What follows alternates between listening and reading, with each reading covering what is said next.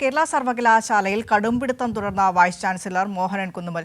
വിദേശ വിദ്യാർത്ഥികളുടെ പ്രവേശനവുമായി ബന്ധപ്പെട്ട യോഗം രജിസ്ട്രാർ കെ സനിൽകുമാറിനെ ഒഴിവാക്കി കഴിഞ്ഞ ദിവസം ഓൺലൈനായി മോഹനൻ കുന്നുമ്മൽ വിളിച്ചു ചേർത്തു.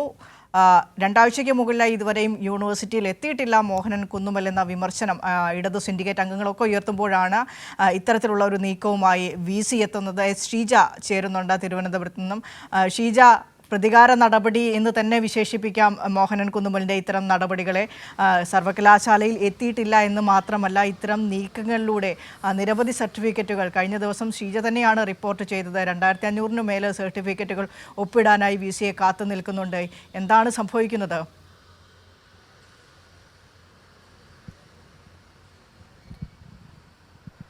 തീർച്ചയായും വിനിഷ, അതായത് ഈ കേരള സർവകലാശാലയിൽ ഒരു ഭരണസ്തംഭനത്തിലേക്ക് കാര്യങ്ങൾ എത്തുന്നു എന്ന് വരുത്തി തീർക്കുക, ഇതാണ് VC ഡോക്ടർ മോഹനൻ കുന്നുമ്മൽ ലക്ഷ്യമിടുന്നത്. അതുമായി ബന്ധപ്പെട്ടുള്ള പ്രവർത്തനങ്ങൾ തന്നെയാണ് അദ്ദേഹം ചെയ്തുകൊണ്ടിരിക്കുന്നതും.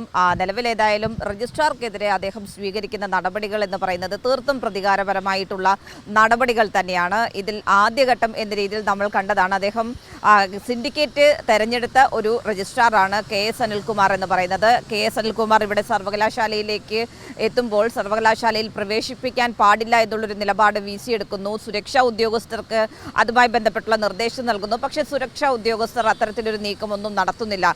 VCയുടെ നിർദ്ദേശത്തെ തള്ളുന്ന സമീപനമാണ് സ്വീകരിച്ചത്. രജിസ്ട്രാർ ഇവിടെ എത്തുകയും അദ്ദേഹത്തിൻ്റെ ദൈനംദിന പ്രവൃത്തികളിലേക്ക് കടക്കുകയും ചെയ്തിരുന്നു. അതിന് തൊട്ട് പിന്നാലെ അദ്ദേഹത്തിൻ്റെ ഫയൽ നീക്കം പൂർണ്ണമായും സ്തംഭിപ്പിക്കുന്നതിന് വേണ്ടിയിട്ടുള്ളൊരു നീക്കം നടത്തിയിരുന്നു. പ്രത്യേകിച്ചും ഇവിടെ ഈ ഫയലിങ്ങുമായി ബന്ധപ്പെട്ടുകൊണ്ട് അതിൻ്റെ അഡ്മിൻ എന്ന് പറയുന്നത് സർവകലാശാലയുടെ രജിസ്ട്രാറാണ്. അപ്പോൾ രജിസ്ട്രാർ കൃത്യമായ രീതിയിൽ കാര്യങ്ങൾ ഡിജിറ്റൽ ഒപ്പ് രേഖപ്പെടുത്തി മുന്നോട്ട് പോകുമ്പോൾ അതിൽ തടയിടുക എന്നുള്ളൊരു ലക്ഷ്യമായിരുന്നു പിന്നീട് കണ്ടത്. പക്ഷേ അതും ഉദ്യോഗസ്ഥർ ഈ നിർദ്ദേശം ഒരു ഫയലുകളും രജിസ്ട്രാർക്ക് നൽകേണ്ടതില്ല എന്നുള്ള നിർദ്ദേശം അത് തള്ളുന്നൊരു സാഹചര്യമാണ് നമുക്ക് കാണുവാൻ വേണ്ടി സാധിച്ചത്. അതിൽ ഏറ്റവും ഒടുവിലത്തെ ഉദാഹരണം എന്ന് പറയുന്നത് കഴിഞ്ഞ ദിവസം നടന്ന 2 സംഭവങ്ങളാണ്. അതിലൊന്നെന്ന് പറയുന്നത് രജിസ്ട്രാറുടെ ഔദ്യോഗിക വാഹനം പിടിച്ചെടുക്കാനുള്ള നിർദ്ദേശം, അതും സെക്യൂരിറ്റി ഉദ്യോഗസ്ഥർ തള്ളുന്നൊരു സാഹചര്യമാണ് നമ്മൾ കണ്ടത്. കഴിഞ്ഞ ദിവസവും രാവിലെ 10 മണിയോടുകൂടി KS അനിൽകുമാർ ഇവിടെ അദ്ദേഹത്തിൻ്റെ ഔദ്യോഗിക വാഹനത്തിൽ തന്നെ വരുന്നതും നമ്മൾ കണ്ടതാണ്. അതിന് പിന്നാലെയാണ് ഇത്തരത്തിലൊരു ഓൺലൈൻ യോഗം എന്നുള്ളൊരു കാര്യത്തിലേക്ക് കടന്നത്.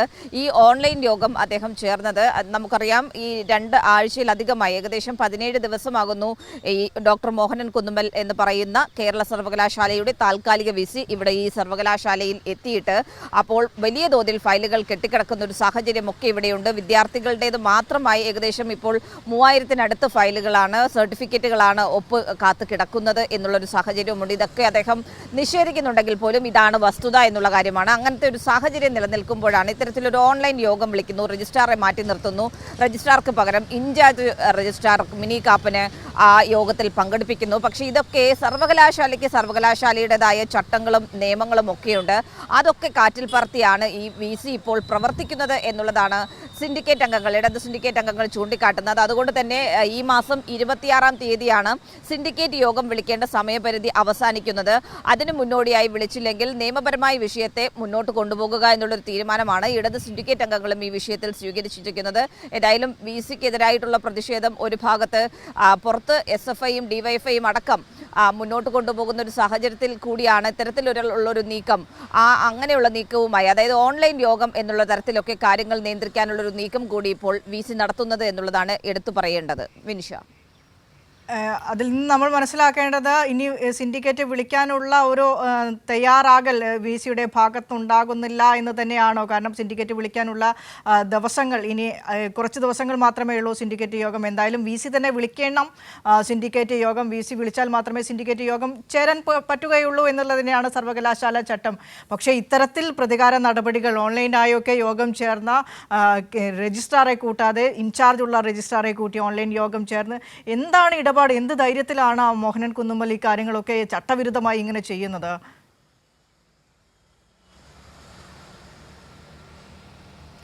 തീർച്ചയായും വിനിഷ, അതായത് ഈ സിൻഡിക്കേറ്റ് യോഗം കഴിഞ്ഞ തവണയും നമ്മൾ കണ്ടതാണ്. കഴിഞ്ഞ തവണയും അനിശ്ചിതമായി സിൻഡിക്കേറ്റ് യോഗം ചേരാതെ നീണ്ടുപോകുന്ന ഒരു സാഹചര്യം, നിരവധി തവണ സിൻഡിക്കേറ്റ് അംഗങ്ങൾ കത്തുകൊടുക്കുന്ന ഒരു സാഹചര്യം ഉണ്ടായി. പക്ഷേ എന്നിട്ടും സിൻഡിക്കേറ്റ് യോഗം വിളിക്കാൻ VC മോഹനൻ കുന്നുമ്മൽ തയ്യാറാകാത്തൊരു സാഹചര്യമായിരുന്നു. അതേ തുടർന്ന് ഇടത് സിൻഡിക്കേറ്റ് അംഗങ്ങൾ കോടതിയെ സമീപിച്ചു. കോടതിയുടെ നിർദ്ദേശത്തിന്റെ അടിസ്ഥാനത്തിലായിരുന്നു തൊട്ടു പിന്നാലെ സിൻഡിക്കേറ്റ് യോഗം ചേർന്നത്. ഇനിയും അത്തരത്തിലൊരു സമീപനം സ്വീകരിക്കേണ്ടി വന്നാൽ അങ്ങനെ തന്നെ മുന്നോട്ട് പോകും. കാരണം ആ രീതിയിലൊരു സമീപനമാണ് ഇടത് സിൻഡിക്കേറ്റ് അംഗങ്ങൾ അടക്കം ഉന്നയിക്കുന്നത്. അവർ നിരവധി തവണയായി കത്തുകൊടുക്കുന്നു.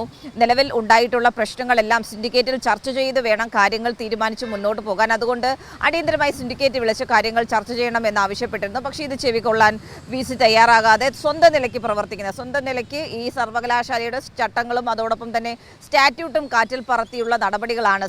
പൂർണ്ണമായും സിൻഡിക്കേറ്റിന്റെ അധികാരങ്ങൾ കവർന്നെടുത്തുകൊണ്ടുള്ളൊരു നീക്കമാണ് നിലവിൽ ഇപ്പോൾ VC നടത്തിക്കൊണ്ടിരിക്കുന്നത്. ഇതിന് ചാൻസലർ കൂടിയായ ഗവർണറുടെ ഒരു പിന്തുണ ലഭിക്കും എന്നുള്ളൊരു പ്രതീക്ഷയിൽ തന്നെയാണ് അദ്ദേഹം ഇത്തരത്തിലുള്ള നടപടികൾ ചെയ്യുന്നത് എന്ന് തന്നെ വേണം മനസ്സിലാക്കാൻ. കാരണം ഇതിനെ എതിർക്കുന്ന തരത്തിലുള്ള ഒരു നിലപാട് നിലവിൽ ഇതുവരെയായി ചാൻസലർ സ്വീകരിച്ചിട്ടില്ല എന്നുള്ളത് തന്നെയാണ് VCക്ക് ഇക്കാര്യങ്ങൾ, ഇത്തരത്തിലുള്ള നിയമവിരുദ്ധ കാര്യങ്ങൾ ചെയ്ത് മുന്നോട്ട് പോകാൻ പ്രേരണയാകുന്നത് എന്നുള്ളത് കൂടിയാണ് കൂട്ടിച്ചേർക്കേണ്ടത്. ഏതായാലും ഈ മാസം 26 എന്നൊരു തീയതിയാണ് ഈ സിൻഡിക്കേറ്റ് വിളിക്കാനുള്ള അവസാന ദിവസം എന്ന് പറയുന്നത്. അതുവരെയും വിളിക്കാത്തൊരു സാഹചര്യം ഉണ്ടാവുകയാണെങ്കിൽ സ്വാഭാവികമായും സിൻഡിക്കേറ്റ് അംഗങ്ങൾ കോടതിയെ സമീപിക്കാൻ തന്നെയാണ് തീരുമാനിച്ചിരിക്കുന്നത്. കോടതിയെ സമീപിച്ചാണെങ്കിൽ പോലും യോഗം ചേർന്ന് യോഗത്തിൻ്റെതായ രീതിയിൽ, ഒരു സർവകലാശാലയുടേതായ രീതിയിൽ മുന്നോട്ട് പോകുക എന്നുള്ളൊരു തീരുമാനം തന്നെയാണ് നിലവിലിപ്പോൾ സർവകലാശാലയിൽ സ്വീകരിച്ചിട്ടുള്ളത് എന്നുള്ള കാര്യം കൂടിയാണ് കൂട്ടിച്ചേർക്കാനുള്ളത്. ഏതായാലും ഇതുമായി ബന്ധപ്പെട്ടുകൊണ്ട് കൃത്യമായ രീതിയിലുള്ള നിയമപ്രകാരമുള്ള നടപടികളുമായി തന്നെ മുന്നോട്ട് പോകാനാണ് നിലവിൽ സിൻഡിക്കേറ്റും തീരുമാനിച്ചിരിക്കുന്നത്. വിനിഷ. ശ്രീജയാണ് എന്താണ് ഇപ്പോൾ കേരള സർവകലാശാലയിൽ നടക്കുന്നതെന്ന കൃത്യമായ വിശദാംശങ്ങൾ നൽകിയത്.